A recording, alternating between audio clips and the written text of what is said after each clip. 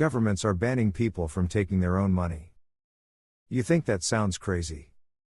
It's literally happening right now. About a year ago, Arnold Schwarzenegger, aka the Terminator, was detained for 3 hours by Munich airport security. His crime was not declaring his own watch to customs officials. Now, if a global celebrity can get locked up for his own property, what do you think is going to happen to the rest of us? Governments are tightening their grip on wealth, making it almost impossible to move it overseas. This is not just an isolated incident. The European Union just announced that they'll be implementing the digital euro this October. Capital controls are coming for all of us. But here's the good news.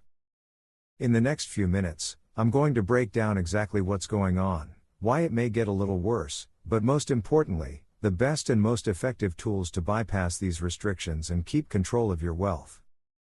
So stick around. Let's get into it. Now, before our list of tools, here's some context for you. Capital controls are how governments trap your wealth, either by banning you from leaving with too much of it or by forcing you to declare everything before you enter a new country. Here's the problem with it. As Western governments are struggling financially, they are obviously incentivized to make it as difficult for you to relocate. Case in point, if you want to be done with the United States, you can't just leave. You first have to pay an exit tax, which is capital gains on your entire net worth. You're not a citizen. You are tax cattle.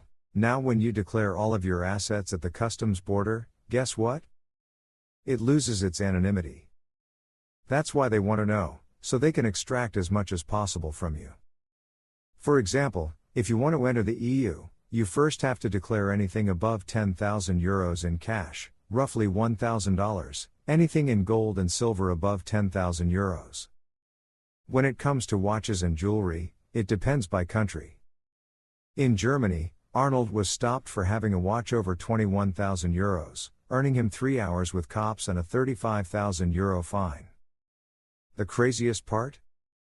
He was actually in Germany to sell his watch. Right now, capital controls rely on physical assets being reported at the border.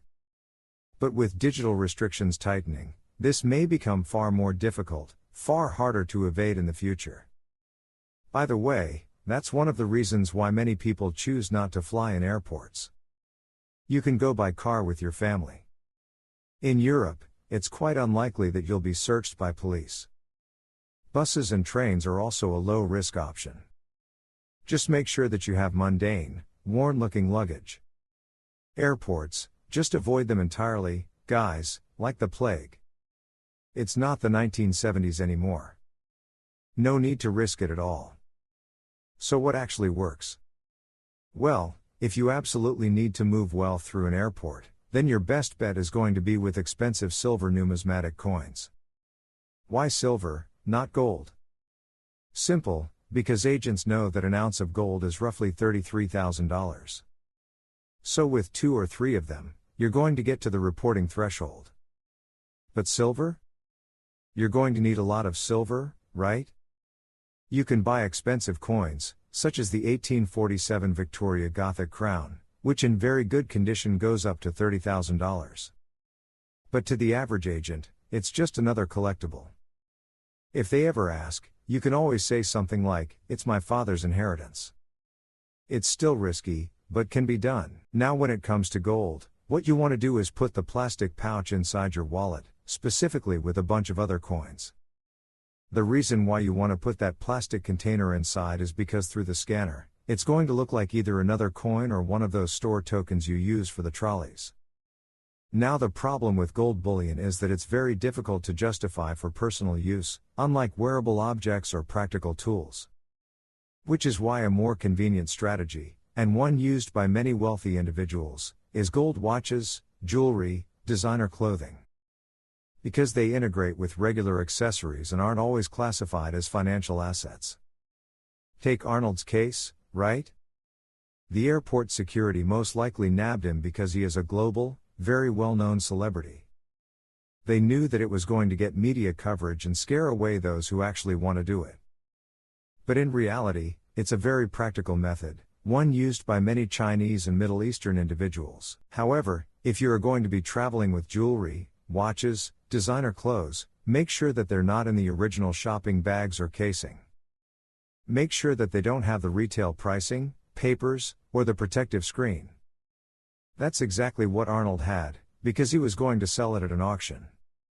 It had the original casing, the papers, it was basically in a suitcase. It's kind of hard to argue it's for your personal use. That's why he got screwed. Another popular tool is jewelry, particularly amongst women. One of the most famous examples was Elizabeth Taylor. She had a collection worth $156 million, and she was traveling all across the world, no questions asked from border guards. No real problems. Now what's interesting about gold jewelry, and it's different from coins or bars, is that under US law it is not classified as a financial asset. Which means it doesn't fall under the threshold for reporting requirements, as long as it's for personal use. If it is for commercial use, border guards can ask questions. By the way, just a small caveat: countries like the UK, EU, Canada, they may impose a tax over certain amounts. But it's a less conspicuous way of traveling with larger amounts. Particularly if you use very interesting brands such as Al Dyer.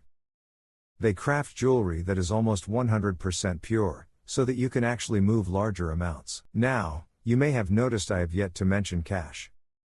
That's because cash is one of the worst ways to bypass capital controls. Number 1, most countries have restrictions on how much you can actually use. Number 2, it's just not discreet. I mean, if you go through an airport security terminal with 20 grand in your suitcase, guess what? Nobody's going to believe your sob story about your grandma's inheritance. So it's not the 1970s anymore, guys. Stay clear of it. But it does beg a very good question, which is, what does rank as number 1? It's the only one that is truly liquid, where you can move large sums internationally, because it is borderless. And that's crypto. It's not gold. It's not cash. It's not even offshore banking. Due to its decentralized nature, you can literally carry millions on a cold wallet or a hot wallet on your laptop or phone. No borders. No CRS. They will not know your transactions. It doesn't even have to be in your own name. You can go through over-the-counter dealers and convert it into fiat without too much banking compliance. What you want to build, however, is a robust, long-term off-ramping solution for your crypto that lets you convert it into fiat and not own it in your own name. Because, guys, the EU, they're also coming out with DOC 8 starting next year. Essentially, all crypto exchanges will be forced to report your transactions to the government automatically. Now we've talked about gold, jewelry, watches, cryptos, all great tools to move your wealth discreetly. But the real question is, why play defense when you could be going on offense? Because ultimately, the best way to avoid capital controls is not to live under them at all. Guys, governments are going to always find ways to grip you. Look at the EU. They're rolling out the digital euro in October. That's not just a technical update, it's the start of a new era of centralized monetary control. Don't be surprised if they soon require automatic crypto reporting, especially as CBDCs expand. Now think about this. You've got a fat offshore account, maybe in the Caribbean or Eastern Europe. But here's the catch. If you can't use it freely, what's the point of having it? Static wealth is vulnerable wealth. The smart play? Use both the East and the West. The West gives you legal protections, contractual stability, and reliable systems. The East offers flexibility, privacy, and strategic opportunities, if you know how to navigate it.